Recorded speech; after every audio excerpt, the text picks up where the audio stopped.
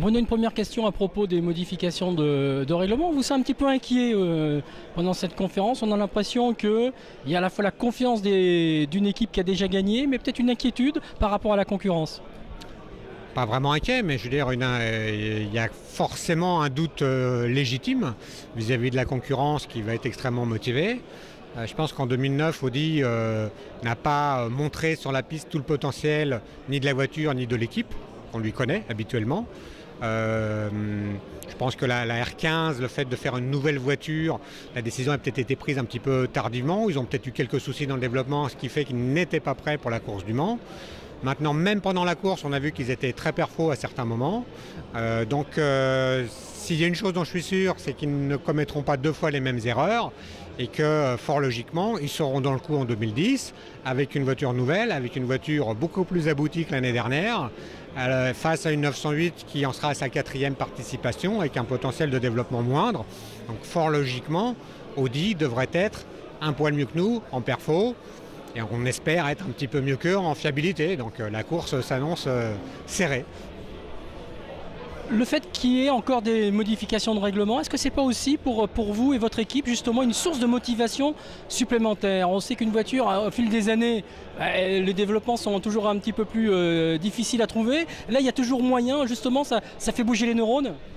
Forcément, ça fait bouger les neurones, mais il est clair que d'une année sur l'autre, la marge de progression, le potentiel de progression se réduit.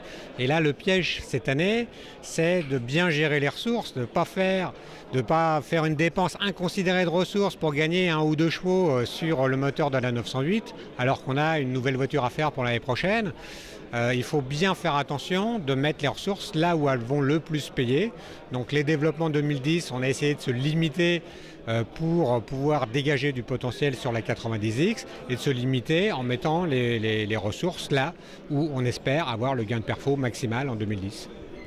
Alors Olivier Quesnel l'a précisé, c'est intéressant de mettre la voiture aussi en faire des essais, mais aussi de mettre la voiture en configuration course, d'où les 12 heures de Sebring. Vous attendez quoi et quelle est votre politique sur ces 12 heures de Sebring?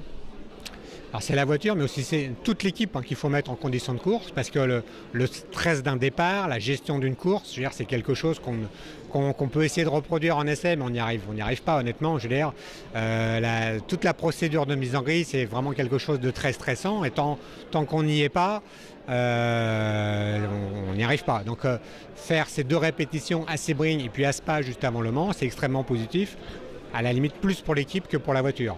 Donc c'est vraiment... On veut vraiment y aller. Et puis Sebring, il y a la particularité de la course longue qui finit de nuit, avec un climat plutôt chaud, avec de la poussière. C'est celle qui se rapproche le plus du Mans, même si le profil de piste est un peu différent.